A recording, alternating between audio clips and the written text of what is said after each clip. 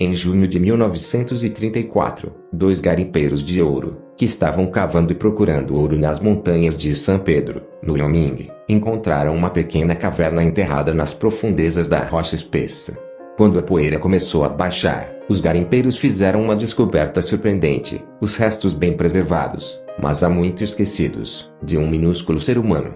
As origens deste pequeno humano eram um mistério. Tribos locais de nativos americanos eram conhecidas por contar histórias de lendários pequeninos, pequenos espíritos ou animeria. Em algumas dessas histórias, as pessoas pequenas tinham poderes mágicos ou poderes de cura. Em outras histórias, eles eram uma tribo cruel que atacou os nativos americanos com flechas envenenadas.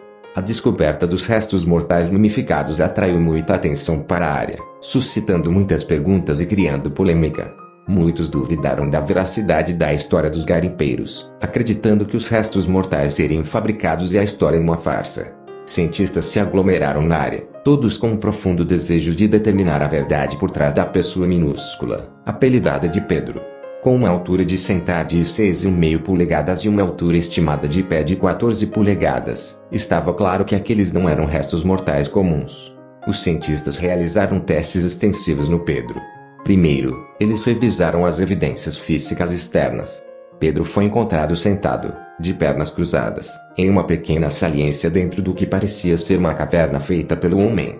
Com os olhos esbugalhados e o crânio achatado, Pedro estava extremamente bem conservado, tanto que até as unhas estavam visíveis. Uma substância gelatinosa cobriu a cabeça de Pedro e ficou claro que líquidos foram usados para preservar o corpo. Seu nariz era achatado, ele tinha uma dentição completa e sua pele era morena e enrugada, criando a aparência de um homem velho. Nos anos que se seguiram à descoberta de Pedro, os cientistas realizaram testes mais invasivos, utilizando o raio-x para tentar desvendar o mistério. Vários antropólogos concluíram inicialmente que os restos mortais eram de uma criança, provavelmente nascida prematuramente ou que morreu logo após o nascimento. Esta, no entanto, é uma área de desacordo, já que um segundo corpo de cientistas acredita que os restos mortais sejam de um adulto, possivelmente com 16 a 65 anos de idade. Diz-se que as radiografias revelaram dentes afiados e a presença de comida no estômago que parecia ser carne crua. As radiografias também sugeriram que Pedro havia sofrido uma morte violenta, mostrando ossos quebrados, coluna vertebral danificada e danos ao crânio. A descoberta dos restos mortais mumificados levou a especulações significativas de que os restos mortais eram uma farsa. A presença da substância gelatinosa na cabeça de Pedro levou alguns a acreditar que os restos mortais eram na verdade de uma criança falecida, recuperada de um centro médico, ou que os garimpeiros haviam criado os restos mortais usando uma forma tosca de taxidermia.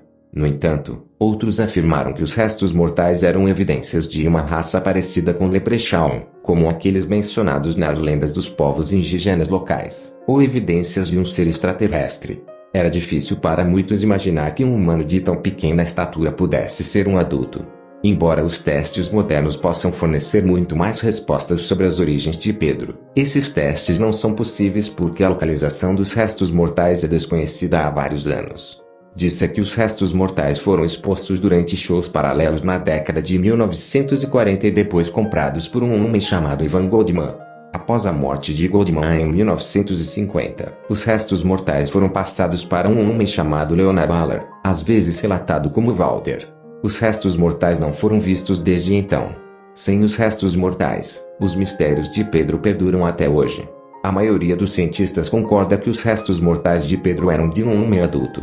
No entanto, os testes modernos poderiam ter respondido a tantas perguntas adicionais, como de onde ele veio, se ela sofreu de alguma doença ou condição congênita, o que era a substância gelatinosa e como seus restos mortais foram selados dentro de uma espessa camada de rocha.